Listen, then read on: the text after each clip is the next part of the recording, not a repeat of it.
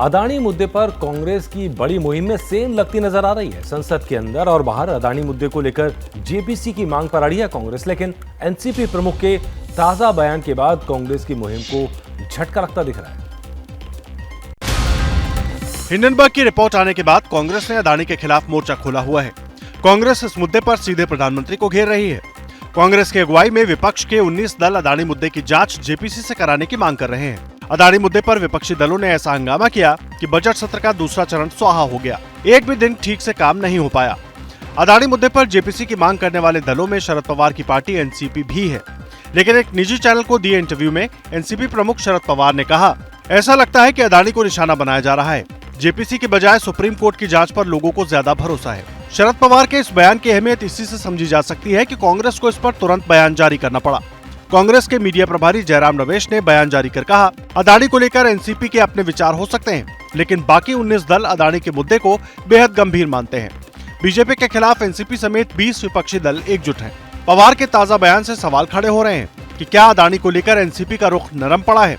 वैसे शरद पवार के मन में क्या चल रहा है, ये समझना हमेशा से टेढ़ी खीर रहा है। और न्यूज एंड व्यूज में अब बात चुनावी राज्य कर्नाटक की। देखिए, कर्नाटक में उम्मीदवार तय करने के लिए आज फिर बीजेपी की बड़ी बैठक होने वाली है। कल शाम भी करीब 3 घंटे तक पार्टी के थिंक टैंक ने टिकट बंटवारे पर चर्चा की, लेकिन कोई नतीजा नहीं निकला और अब इसको लेकर कांग्रेस अलग कहानी बता रही। दिल्ली में बीजेपी अध्यक्ष जेपी नड्डा के घर पर हुई इसी बैठक में कर्नाटक में टिकट बंटवारे को लेकर चर्चा हुई। बैठक में गृह मंत्री अमित शाह, कर्नाटक के मुख्यमंत्री बासवराज बोम्मई, बीएस येदियुरप्पा समेत कई बड़े नेता मौजूद थे। करीब 3 घंटे तक चली इस मीटिंग में उम्मीदवारों के नाम पर चर्चा तो हुई, लेकिन लिस्ट फाइनल करने के लिए आज एक और बैठक करने का फैसला हुआ। अब इसी को लेकर कांग्रेस बीजेपी पर तंज कस रही है। मुख्यमंत्री जी अपनी सीट पर चुनाव नहीं लड़ना चाहते, बोम्मई साहब, उधर जो उनके मंत्रीगण हैं वो अपनी सीट पर चुनाव नहीं लड़ना चाहते। सब अपनी अपनी सीट छोड़कर भाग रहे हैं। भाजपा में भगदड़ मच गई है। भाजपा का मतलब अब भगदड़ पार्टी हो गया है। कर्नाटक की 224 विधानसभा सीटों पर 10 मई को वोटिंग है और 13 मई को नतीजों का ऐलान होगा। अदानी विवाद और राहुल की संसद सदस्यता रद्द होने के बाद ये पहला चुनाव है जिसमें बीजेपी और कांग्रेस आमने सामने ही है। कांग्रेस अब तक 166 उम्मीदवारों का ऐलान कर चुकी है, लेकिन बीजेपी की लिस्ट का अब भी इंतजार हो रहा है।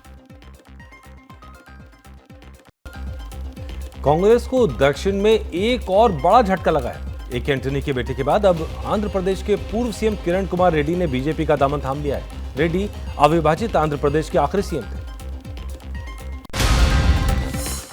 आंध्र प्रदेश के पूर्व मुख्यमंत्री किरण कुमार रेड्डी को केंद्रीय मंत्री प्रहलाद जोशी ने बीजेपी की सदस्यता दिलाई। किरण कुमार रेड्डी दक्षिण भारत के कद्दावर नेताओं में गिने जाते हैं। रेड्डी का परिवार 3 पीढ़ियों से कांग्रेस का सदस्य रहा है। वो खुद 4 बार के विधायक रहे हैं, स्पीकर और सीएम रह चुके हैं। 11 मार्च को मल्लिकार्जुन खड़गे को चिट्ठी लिखते हुए रेड्डी ने कांग्रेस से इस्तीफा दे दिया था। बीजेपी का दामन थामते ही रेड्डी कांग्रेस पर बरसे।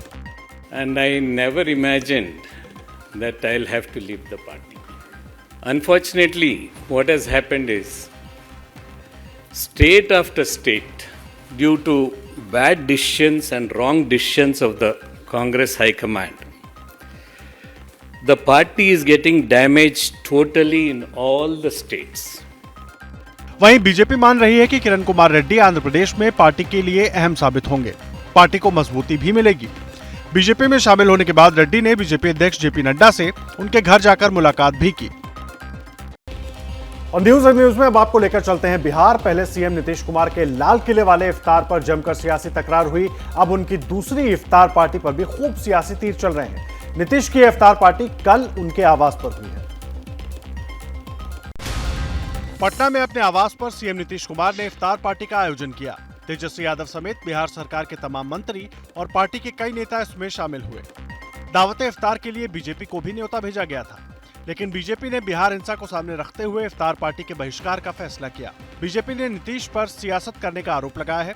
नीतीश ने इसका इफ्तार पार्टी से जवाब भी दिया। उसके यहाँ से नहीं ऑर्गेनाइज होता है वो, जैसे हम लोग पार्टी वाला करते हैं, लोग भी करता है। और ये पार्टी पूरे के पूरे सरकार की तरफ से करते हैं, तुम लोग नहीं रहता था पहले, इसलिए ऐसे ही बोलता है। वहीं नीतीश की इस इफ्तार पार्टी से जीतन राम मांझी ऐलान करते दिखे कि आने वाले दिनों में एकता और मजबूत होगी। उधर असदुद्दीन ओवैसी ने हैदराबाद से नीतीश की इस इफ्तार पार्टी पर हमला बोला।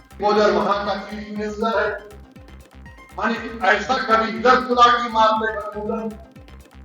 अब जब हम इनसे पूछे कि आप मायना क्यों नहीं किए, आप उस मदरसे को बनाओ, कंपनसेशन को, मुआवजा दो, पुलिस चौकीदार के सामने हरकत हुई। जैसे ही घड़ी का काटा दोपहर 2:30 पे आए, बबीता जी का दिल सास बहू साजिश के लिए मचल जाए। और ये है इनकी बहू, पूरे दिन ऑफिस की टेंशन हो जाए गॉन जब ये करें अपना फेवरेट शो फ्री टाइम पे ऑन। इनकी तरह आप भी देखिए अपना फेवरेट शो अपने टाइम पर और डाउनलोड कीजिए एबीपी लाइव ऐप अपने स्मार्ट टीवी पर।